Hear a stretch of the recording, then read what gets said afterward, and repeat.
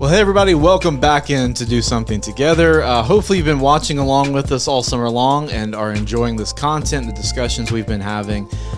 Today, I'm joined once again by Rob and Beth Davis, life group pastors extraordinaire for our campus. How are y'all doing? Y'all doing good? Good. Everything okay? All good. Today we are, it's part 2 of our conversation with them. And so if you did not watch or listen to part 1, what are you doing? Why are you out of order? Go back and listen or watch to that first part. It was really good. Great conversation that we had. Today we are talking about the how. And so we're asking or we're answering the question. We're talking about how to get started. How to get started, whether it's leading a life group, whether it's joining one, or maybe you're not ready to put that kind of a label on it for some reason yet. How you can at least just get started building relationships and getting into community. And so we're going to talk about all that stuff and maybe some extra stuff in there as well, okay? You guys ready to get going? Let's go. Okay, here we go.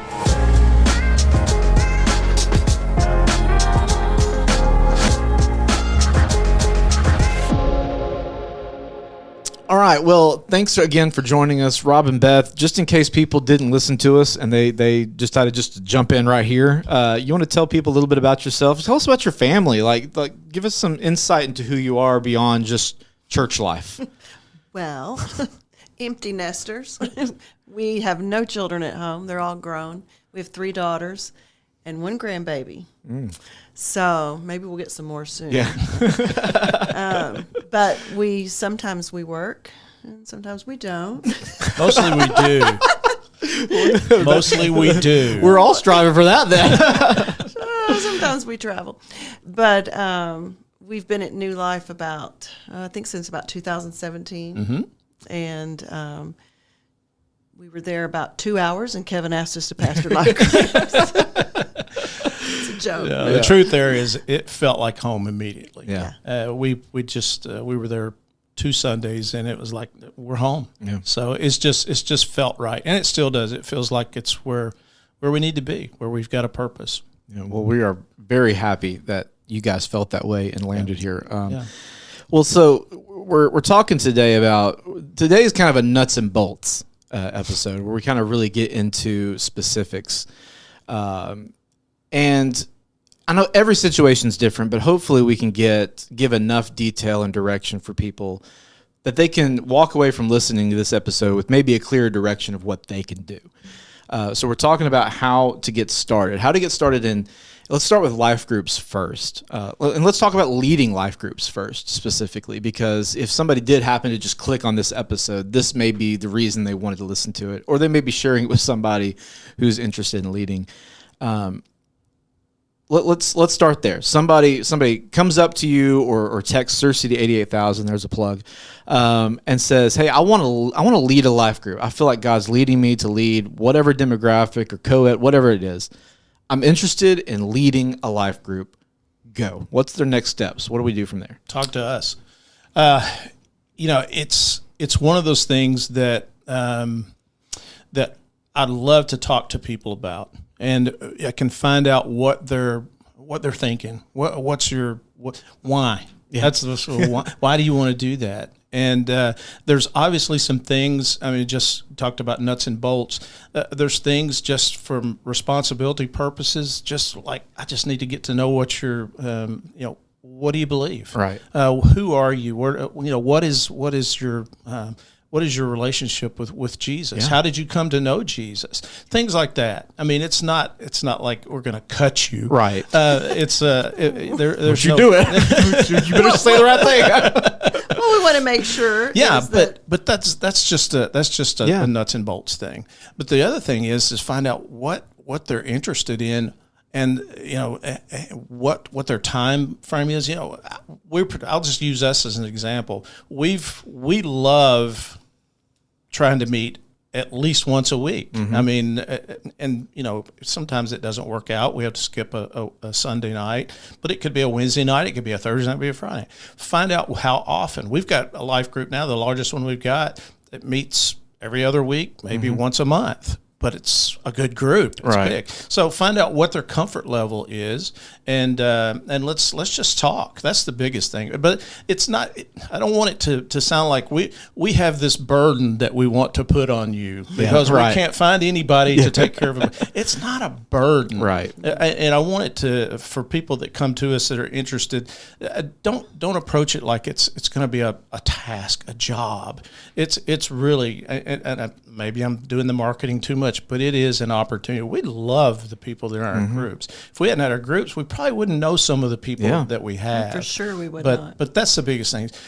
If you're interested, talk to me, talk to Beth. I mean, and one of the better things that they could do after we talk to us is talk to one of our people that's in our life group and see how it is affecting them, because they show up. Yeah. I mean, they enjoy being together. And I think they'll see somebody that really enjoys that they stepped out, they took a chance, and they love it. They look forward to it. And if they're wanting to lead a group, we just need to make sure that they love Jesus. That is their goal. It's not, you don't have to be a theologian. You don't have to have been to seminary. That's not how it is. But we just want to make sure that you love Jesus, and you want to please him. And that's the whole point of just visiting with people, and So what's the process look like after that? So they've talked with you. Like, is there training available for those that want it? Is there like a shadowing process? Would you say, this is one thing I've told people from time to time, the best way if you want to lead something, be a part of something first. That's a very good thing to say. And we have had training in the past, actually right before COVID. And we have materials now to help people and books to help people. Kevin ordered us some really great books that were suggested, and for leaders to answer questions they may have, how to lead a group. We're happy to help, and we do have literature and guidelines and that sort of thing. If that's what you want to do, and it's just not that hard. It's a lot of resources available, and the thing about it is that you have so many scenarios that you can have in a life group. It can be mostly just fellowship time. But it can also be a time where we say, okay, we'll study a book, a discipleship type book, or we'll study the Bible. And when you get into some of the study time, discussion times, then you have a different, maybe a different need for how do I handle this? But it's all there. I mean, we've got it. We've got resources. We've got years of experience. We can do that, and you can know that in 20 minutes. But it's always available if you want to refer back to it. But yeah, there shouldn't be any intimidation to leading a group. It mostly comes back to what Beth said. And you can have a co-leader, someone that's more experienced that has is happy to walk along beside you for a while, even and help you. But those have always been the most successful groups I've been a part of, and we've talked about this several different times throughout these episodes that I've been a part of groups that was all complete strangers. We all just signed up together and were part of it, and it's awkward. It's weird and uncomfortable at times. Nobody knows what they're doing or who anybody is. The most successful groups have been where there's already some kind of a core there, and so a co-leader may be another couple you're close to, and y'all start it together, and you're inviting people in to be part of what you already have going, and watch that group grow and grow and grow and grow. Would you say the healthy groups, do they, you talk about, people talk about splitting all the time. Church split's a big, it's a phrase people use, but life group splitting is usually a good thing, right? You're growing, you're branching off. We talked about that. We as we were starting life groups back up after COVID, we talked about that, and we had a plan set in place. There were several people that said, once this group gets too big, we're happy to split off and take some of the group and form another group, and that's always nice. And people go, oh, but we're so used to our group, and I appreciate that. But sometimes you need to step out a little. You got to go. It doesn't mean you're not still friends. That's exactly right. Exactly. And it means you get to make more new friends. Right. Yeah. And also you got to look at it from a spiritual standpoint, which our whole relationship and our whole life should be a spiritual standpoint. But what's God calling you to? Just these people? Or is he Good. calling you to all of these people too? Yeah. And more people and more relationships. Yeah. Don't shut yourself down. Yeah. Yeah, that's an interesting point, because I have talked to people even in the last year that one of the criticisms they have of being in a group, it wasn't at New Life, but it was at another church, is that they had a periodic. Okay, it's time to Mandatory. mandatory yeah. break up the groups. And I don't know that it should be etched in stone Right. that you have Yeah. to do that, but you need to realize the value in the pest control industry, where there's an ant that if you spray them with certain things, they don't die, they bud, and they start different groups. It's kind of like church planting. Wow. Yeah. You try to wipe them out, and all they do is get more numerous. Wow. And I think there's a thing that can happen with life groups, especially if people really thrive in those groups. And there's a lot of, I don't know, if some organic groups that are there that maybe aren't on our roster at New Life, that they're comfortable together. But boy, you're so good, guys. Right, yeah. There's so much talent here that Yeah. if y'all could take about half of you and recruit some more people, Yeah. they would thrive, and people would love them. Yeah. It would be great. But no, we're not. We our biggest thing right now is meeting people where their need is, and even before that is having them to realize that there's a need there. I think they don't realize. We talked about in the previous session about the perceived value. Is there value in meeting with being in a life group? We have to demonstrate that value, and then we can go from that point. Let's evaluate whether we need to bud off after that. Yeah, because I mean, at a certain point, especially if it's a big group, there's not a lot. There gets to be the line between life group and a Sunday service where you're just absorbing content starts to get blurry, and so you need to. We talked last time, like smaller groups are okay, and so you can get more community that way. Yeah. So let's go from leader now to attendee. Somebody who's like, I'm not interested in leading. That's not my gift. That's not where God wants me. But I'm trying to find a group. What do you tell that person? How do you get them plugged into an existing group? Even if there are some, they're like, we just can't. We're tapped out. We're maxed out. Where do we plug? How do you get people plugged into a group? Well, there's been lots of people since Easter, since our Easter service, that have reached out and wanted to be in a group and asking questions. And we are taking in anyone. And we'll take them into our group, and there's another group we can plug some people into. And we don't have a number cap, because we've got another space that we can use, and we can be large until we can divide, split. Split's a bad word. Split is a bad word. So we can divide and be ants. Yeah. But We'll use that to our dying day now. Please don't. special kind of ant. Be a special kind of ant, everybody. Be a special kind of ant. Anyway, what were we saying? Getting people plugged in. Oh, yeah. Yeah. So we want to plug you in, and I've reached out, and people go, "Yeah, we're going to do that."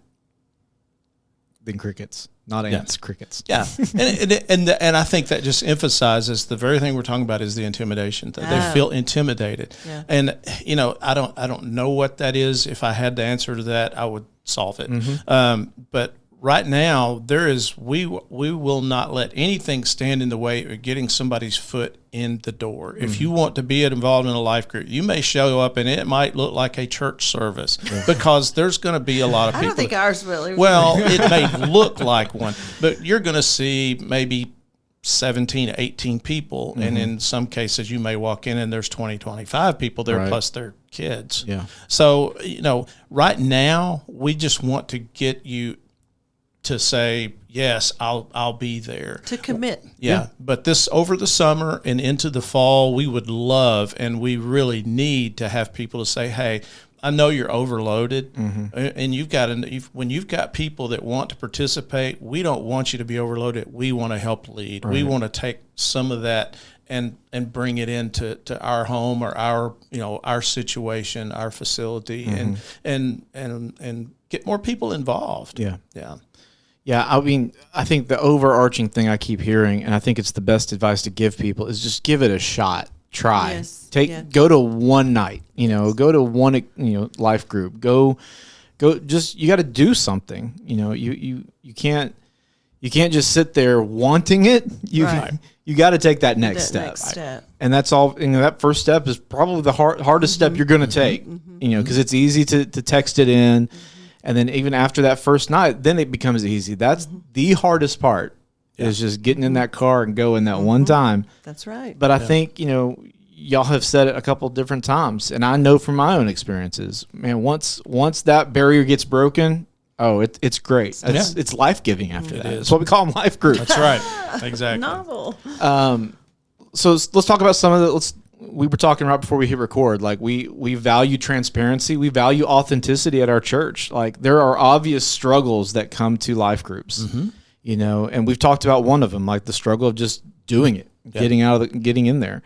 What are some other struggles that we find that people, maybe things that they'll tell us that we can talk about, because I think sometimes it's really hard for us on a Sunday to, that's why we did this platform. We can take a little bit more time and talk about some of this stuff. So what are some of the struggles or the questions that people often ask when it comes to life groups? You want to go easiest to hardest or hardest to easiest? Whichever direction y'all want to go. Okay, we'll just bring up the elephant in the room. One of the hardest things for some groups and group leaders especially is someone says, I want to be involved in a life group, but I have young children. What do I do with my kids? Yeah. And I want us to be able to say in every situation that is not going to be an issue, right? But it is an issue with some people, and you can't ignore it. If they've got kids and they're coming to our house, they don't have a place to bring them. Yeah, bring them. I don't care if we got more kids than we got adults. We've had life groups in not at New Life, but some at New Life. We've had where kids come and they're playing with the toys at our feet, or in the kitchen and the, different. We don't care, but it bothers some people, and we understand that. That's fine. And one of the subsets of that is like, okay, I've got kids, but I can't reap all the benefits of being in this group with having to watch over my kids at your house when I come to see you. We got to work that out. Yeah. We have to have something to work that out. Yeah. And I'll do anything that's feasible, reasonable, and a blessing to people. That we can do. We gotta find ways to do that. Yeah, and I think one of the things I appreciate about our church, and I know there's other churches that have this value as well, but like when we don't know when we don't have an answer to something, we're okay saying we don't have the answer to this. Yeah. And we've tried different things over the years. We've had centralized childcare available. We've had, references for babysitters, or we've had different groups that have kids.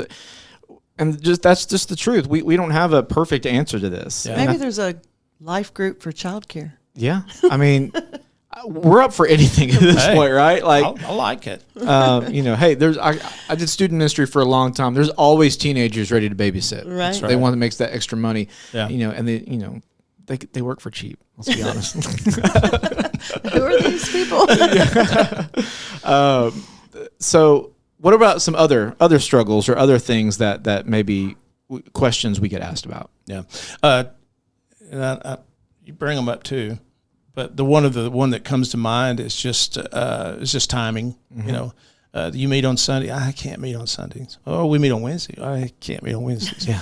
Well, if you find that 2 or 3 or 4 other people that can meet at the same time, that's magical. Yeah. I mean, you just got to know. Yeah.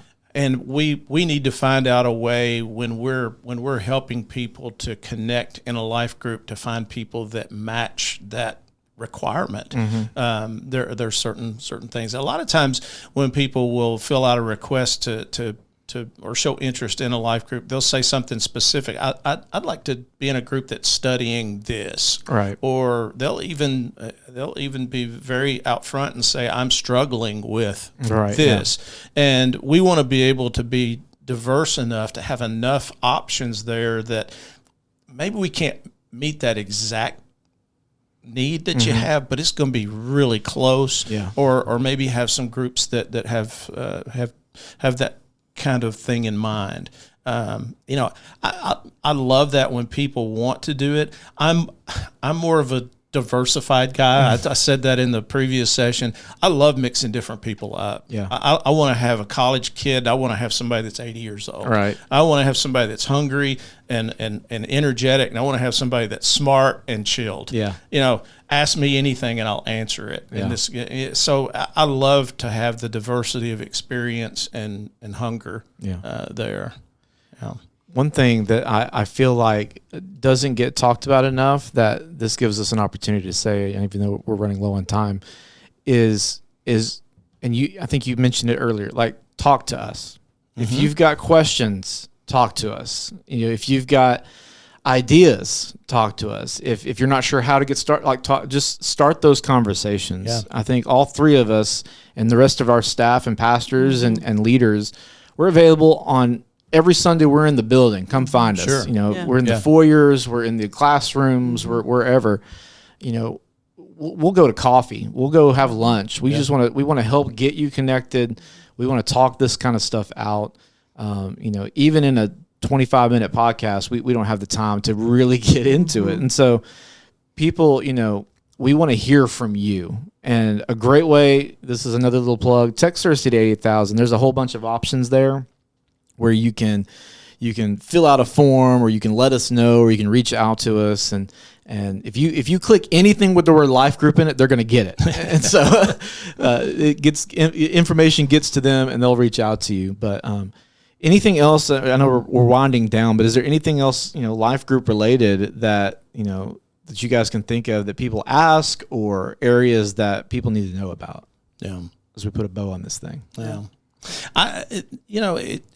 probably we talked about it a little more in the first session, but I still focus on this, and it's why it's important to me, and it's why that Beth and I are so interested in it, is that the church is that family, and I don't want to say that Sunday's not important. Obviously, it's important. Oh, yeah. It's worshiping God. It's that time that we're all together, and it's that time we recognize our Savior.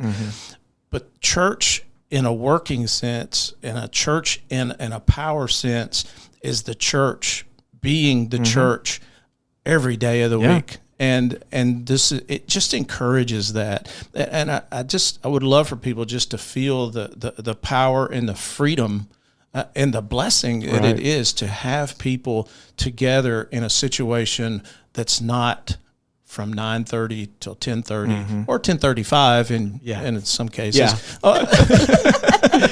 But just to be the church, and not just to go to church. This is a chance to be the church and to see what that looks like. And it's just the beginnings. It's just that seed, I think. Yeah, that's good. I mean, it's the Acts 2 church. That's what they did. They hung out together daily. Yeah. So this is our opportunity to do a version of that. Yeah. Okay. Yeah. Well, guys, thank you guys again so much. Like always, we want to end with you guys praying, and just pray that people who are looking to get connected just take that step, that scariest first step. But they take it and just watch what happens, and then we ask God to bless that. Y'all just pray us out. Yeah.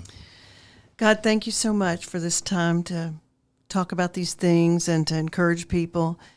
And like Craig said, we just want to pray your power over people and their fear of stepping out and their fear of getting involved. And we just pray that your spirit will nudge and push people and encourage them, and let them know we'll be standing there waiting as they are being obedient to that prodding of the Holy Spirit. And we just pray that over the people at New Life that are thinking, maybe I need to get involved and be a part of this.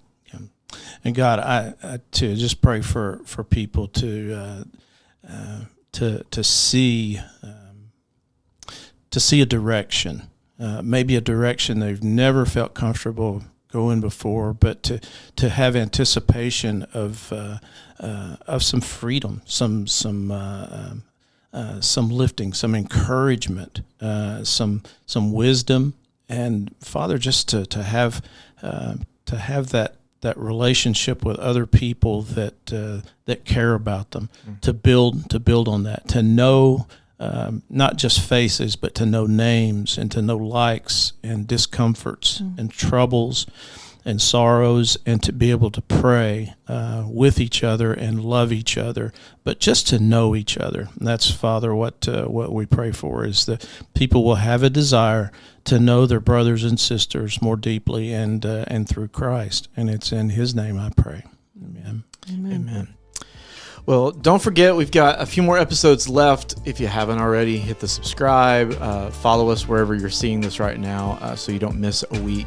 Share it with somebody who may need some connection or looking for ways to get plugged in. Hopefully this can be a resource to not only you, but people that you know as well. And the New Life family, that's our audience. We're talking to New Lifers, but this can be applied to anybody. So we hope that you share it. Rob and Beth, thank you guys so much for coming on and helping out and having great conversation. Yep. I think we could talk for another 2 hours about all this. Exactly. But that'll do it for today. So be sure, watch next week, and y'all have a great day.